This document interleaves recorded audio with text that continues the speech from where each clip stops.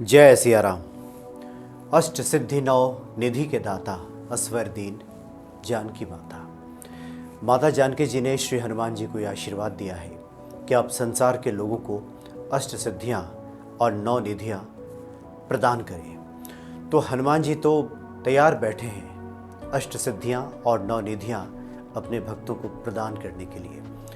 देरी हमारी तरफ से है, जितनी जल्दी ये पात्रता विकसित हो जाएगी उतनी ही जल्दी हम हनुमान जी के कृपा पात्र बन जाएंगे और ये जो तमाम अष्ट सिद्धियाँ और नौ निधियाँ हैं फिर हमसे दूर नहीं रह जाएंगी। नवरात्रि विशेष साधना का समय है। कोई भी साधना, कोई भी पूजा पाठ इसमें जब किया जाता है तो इसका कई गुना हमें फल प्राप्त होता है। माता की आराधना तो होती ही है। इन दिनों में हनुमान जी की विशेष साधना भी की जाती है और इसका विशेष फल हमें प्राप्त होता है। चूँकि माता के साथ श्री हनुमान जी का पुत्रवत स्नेह भी है, पुत्र का संबंध भी है, इसलिए जिन लोगों को अष्ट सिद्धियाँ और नौ निधियाँ चाहिए, यानी सांसारिक सुख चाहिए, माता के साथ साथ श्री हनुमान जी की आराधना अवश्य करनी चाहिए।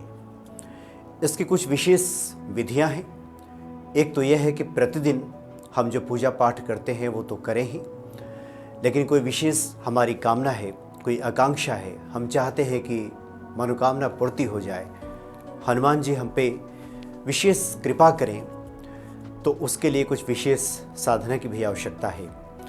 तो अभी हम हनुमान जी के दो साधना की बात करेंगे। एक तो जो सुबह किया जाए वो, और एक विशेष साधना जिसे हम निशा पूजा कहते हैं, रात्रि पूजा कहते हैं, वो किया जा सकता है। इससे शीघ्र फलों की प्राप्ति हो जाती है।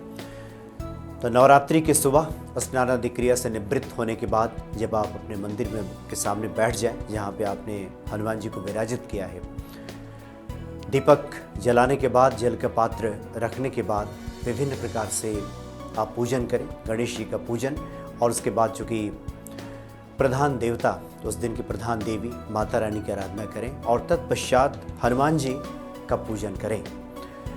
हनुमान जी का चोला आमतौर पे लोग मंगल और शनिवार को चढ़ाते हैं, लेकिन नवरात्र के प्रथम दिवस हनुमान जी को अवश्य चोला अर्पित करना चाहिए। जो भी पुरुष भक्त हैं वो अवश्य अर्पित करें, या फिर पंडित जी को मंदिर में जाकर दे दें कि हनुमान जी के निमित्त ये चोला सामग्री है, आप हनुमान जी को चोला अर्पित कर दें।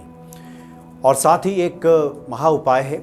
उस दिन आप सबसे पहले हाथ में जल लेकर के, पुष्प लेकर के हनुमान जी के सामने आप संकल्प करें कि इन पूरे 9 दिनों में हम आपके प्रतिदिन 9 पाठ करेंगे। प्रतिदिन 9 पाठ इन 9 दिनों तक हम करेंगे, और हमारी ये विशेष मनोकामना है, विशेष आकांक्षा है, जिसे आप पूर्ण करें। और ऐसा कहते हुए जल वहाँ पे अर्पित कर दें, और उसके बाद लाल कपड़े में 250 ग्राम के करीब पीली सरसों बांध करके हनुमान जी के सामने वहाँ पे रख दें, और फिर हनुमान चालीसा का पाठ करना शुरू करें। इस प्रकार से 9 पाठ हनुमान जी का करें, और एक माला अष्ट सिद्धि नौ निधि के दाता असवर दीन जानकी माता, इसका करें। या जो हनुमान जी का बीज मंत्र है, ओम हंग हनुमते नमः, एक माला कम से कम इसका पाठ किया जाए। और फिर नवमी के दिन जब ये पूरा पाठ आपका 9 पाठ जो आपने किया है जब समाप्त हो जाए, उसके बाद विशेष तौर पे हवन जरूर हनुमान जी का करना चाहिए। एक माला जिस मंत्र से आपने जप किया है, या तो अष्ट सिद्धि नौ निधि के दाता असवर दीन जानकी माता, या फिर ओम हंग हनुमते नमः, इस मंत्र से एक माला हनुमान जी की आहुति नवमी के दिन अवश्य देनी चाहिए। और उसके बाद जो पीली सरसों लाल कपड़े में बांध कर रखा गया है, उस पोटली को लेकर के अपने पूजा स्थल में रहने दें, या फिर जहाँ जो धन का स्थान है जहाँ पे रखा जाता है वहाँ पे रख दिया जाए। तो निश्चित तौर पे पूरे साल हनुमान जी की कृपा हमें प्राप्त होती है, और नकारात्मक जो शक्तियाँ हैं वो घर से दूर हो जाती हैं। एक तो इस तरह से हनुमान जी का पूजन करना चाहिए, और दूसरा यह है कि संध्या काल में पीपल के वृक्ष के नीचे दीपक अवश्य जलाना चाहिए इन 9 दिनों में। और फिर रात्रि में 10 बजे के बाद हनुमान जी का हम विशेष तौर पे पूजन करें रात्रि, बल्कि 11 बजे के बाद करें तो ज़्यादा अच्छा है। 11 से 12 के बीच जो है निशा पूजा इससे कहते हैं, रात्रि पूजन हनुमान जी का, ये अवश्य करना चाहिए। और उसके लिए विधि ये है कि एक कटोरी में पीली सरसों रख लें, किसी भी कटोरी में आप पीली सरसों उसमें रख लें, और उसके बाद उसके ऊपर भीमसेनी जो कपूर होता है वो थोड़ा रख दें, और 2 लौंग रख दें, और हाथ पैर धो करके हनुमान जी के सामने आप बैठ जाएं, और वहाँ दीपक जलाने के बाद ये जो कटोरी में पीली सरसों, कपूर और 2 लौंग रखा गया है उनके सामने आप रख दें, और उसके बाद हनुमान चालीसा का पाठ करें। कम से कम 3 पाठ हनुमान चालीसा का करें, और उसके बाद 9 दिनों तक ये जो कटोरी है पीली सरसों और कपूर के साथ, जो लौंग के साथ जो रखा गया है, वो वहीं पे रहने दें। और 9वें दिन जब 9 दिन पूरा हो जाए तो उसके बाद इस सामग्री को एक पीले कपड़े में बांध करके हनुमान जी के मंदिर में जा कर के वहीं पे इसको अर्पित कर दें।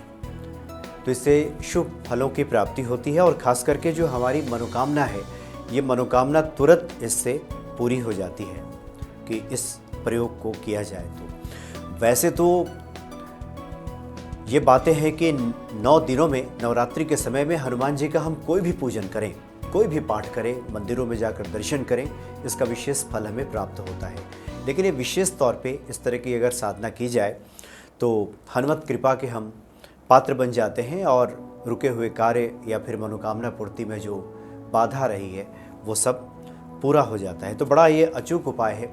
इस प्रकार से इन 9 दिनों में श्री हनुमान जी की आराधना करनी चाहिए, और उनकी कृपा का पात्र खुद को बनाना चाहिए। और एक बात पे ध्यान रखने की बड़ी आवश्यकता होती है कि जो लोग हनुमान चालीसा का पाठ करते हैं, कई बार इसके भावार्थ से परिचित नहीं होते। वो पाठ तो कर चुके होते हैं, लेकिन उस पाठ में क्या कुछ कहा गया है इस पर उनका ध्यान नहीं होता। जब बातचीत होती है और जब कुछ इस तरह की बातें वो कहते हैं और हम पूछते हैं कि आप तो हनुमान चालीसा का पाठ करते हैं, उनका कहना भी होता है लोगों का कि हम तो इतने पाठ करते हैं। लेकिन किसी चौपाई के बारे में अगर पूछा जाए कि उस चौपाई में तो ये बातें हैं, क्या इस पर आपका ध्यान नहीं गया? और इन चौपाइयों को पढ़ने के बाद भी आपके मन में इस तरह के ख्याल आ रहे हैं, इस तरह के विचार आ रहे हैं, इस तरह की नकारात्मक बातें आप कर रहे हैं, क्या इसका भावार्थ आपने समझा है?